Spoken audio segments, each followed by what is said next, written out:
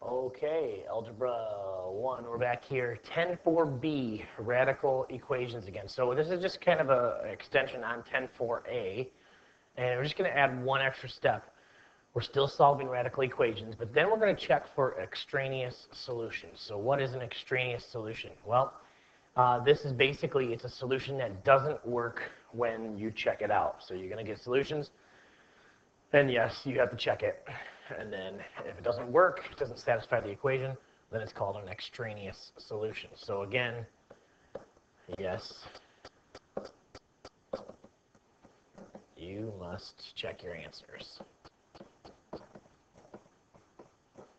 doesn't take that long to do that and just see if you get an extraneous solution here. Okay, so here we go. Let's do number one. Yeah, let's start with number one. So we've got square root of x plus 2 equals x minus 4. Okay, so in this case, you remember, we're going to square both sides.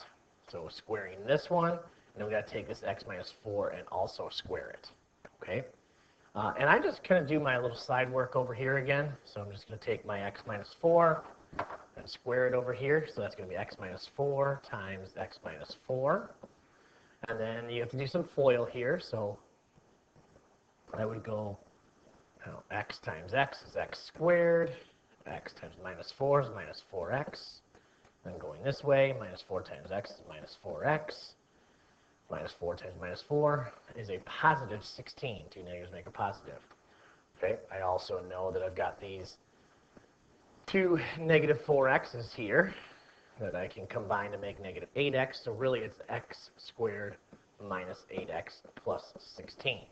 Okay, so then I just kind of move that over to my problem. So over here, I'm going to have that x squared minus 8x plus 16, the work I did right over here to the right. And then on the left side, remember you're squaring a square root, so those are going to cancel each other out. So you're just going to have x plus 2. All right, so now we know we've got some work to do. And we've got some things we have to do to satisfy this equation. It looks like we have an x squared, so it looks like a quadratic. So I've got to get everything on one side equal to 0. That's my rule here. Okay, so what I'm going to do is I'm going to subtract this x here. Okay, I'm also going to subtract a 2 because by doing so, these will cancel out and these will cancel out. And so I'm left with 0 on the left side, which is what I wanted. And on the right side, I'm going to have x squared, negative 8x, and negative 1x gives me a negative 9x. And then 16 minus 2 gives me a positive 14. So we have to try and solve this one way or the other. And I would say, you could use factor, you could use any method to factor, square method, product sum table, whatever. But I'm going to use the quadratic formula here. Okay, so let's go ahead and do that. And if I do that, let's drop my marker. There we go. My a value is 1, we know that. My b value is negative 9, and my c value here is positive 14. So when I do the quadratic formula, I'm going to get x equals negative b, right, which is negative 9, so what happens to that? It becomes a positive 9, and then we're going to go plus or minus the square root of b squared minus 4ac. So negative 9 squared minus 4. My a value is 1, and my c value is 14. And all of that is over 2 times a, which is 2 times 1. Okay, so when I continue on with this, what I'm looking at is I've got 9 here, but let's take a look what's got inside the square root here. You're going to have 81 here. Negative 9 squared is 81. And over here, you're going to have, minus 56. So that's going to give us 25 under the square root. So 81 minus 56 is 25. So it'd be 9 plus or minus the square root of 25 all over 2. So really, what you're doing now is you've got two problems. Again, you've got a 9 plus 5. we know the square root of 25 is 5, so 9 plus 5 over 2, and 9 minus 5 over 2. Okay, so what do we get for our answers then? We end up with a 14 divided by 2, which is 7 here. And on the other one, we got 9 minus 5 is 4, divided by 2 is x equals 2. Okay, so that is our solutions here. And we got 2 of them. So now we just got to go ahead and check them. So let's see if I can do this.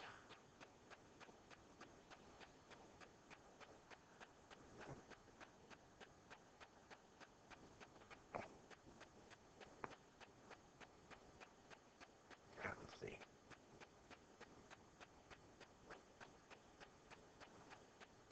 Okay. Let's see then if we go. Well, let's just check them over here, I guess.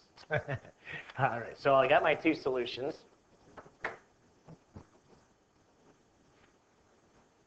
Okay, and I'm just going to group these up and make them a little smaller. There we go, good. So now we can show what we do over here. So now I'm going to check. So the first thing I'm going to do is I'm going to check number 7, check my solution 7. So I just put check 7 in there. And when I do this, I'm going to use the original equation. So I've got the square root of x plus 2 equals x minus 4. So I use my original equation. Doesn't even have parentheses here, x minus 4. And basically, I'm plugging in a 7 here, wherever I see in x. So I plug those in. So now what I end up having is the square root of 7 plus 2 equals 7 minus 4. So 7 plus 2 underneath the radical would be a square root of 9 equals 3.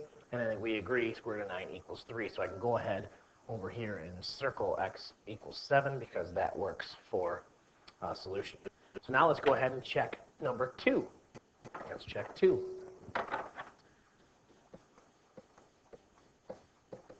Okay, so again, the original equation, square root of x plus 2 equals x minus 4. So now I'm plugging in a 2 for both those spots. So I end up with the square root of 2 plus 2 equals 2 minus 4. And what that's going to give us is the square root of 4 equals negative 2. Well, that's not true. Remember, the square root of 4 is 2. And so that case, it doesn't quite work out for us. So this would be 2 would be an extraneous solution, so we could cross it out. Now, I know some of you guys are going to say, hey, wait a minute, square root of 4 is positive negative 2. So isn't that correct? Well, remember we talked about that property of square roots, meaning the principal property of square roots, meaning you only talk about the positive one. I know that gets confusing at times, but basically we're going to be talking about the positive square roots when we come about with solutions here. Okay? So we got one good solution in 7, and then one extraneous solution. Let's try, well, let's just write out number 3 here just to help you, and you can solve this. Square root of a number and 7 is 8. So I know this is equal to 8. And over here we got a square root of a number and 7. Well, I know this means add. So any number x plus 7 equals 8. That's what I would do for my equation here. You can work on that on your own. So let's look at number 4. Number 4, you got square root of x plus 3 equals negative 5. So let's go ahead and square both sides. Just parentheses there. So I know this square undoes it. So I have x plus 3 equals 25, right? Negative 5 times negative 5 is 25.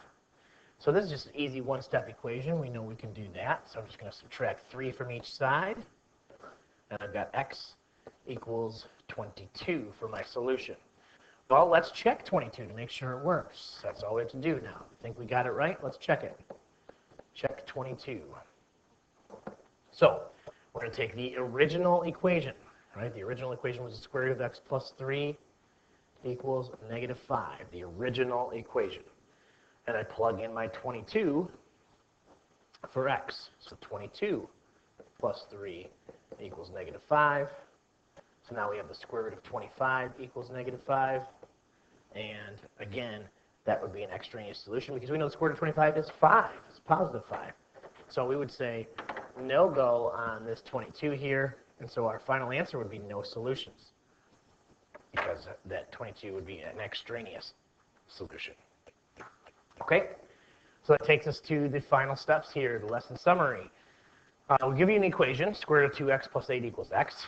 And I did all the work for you, did the math, and we got the solutions of 4 and negative 2. So now all you have to do for the lesson summary is check to see if either of these are extraneous solutions. And then the practice problem here, solve and check for extraneous solutions. Here, square root of x plus 1 equals negative 3. That is it. So get rolling. We'll talk to you another day.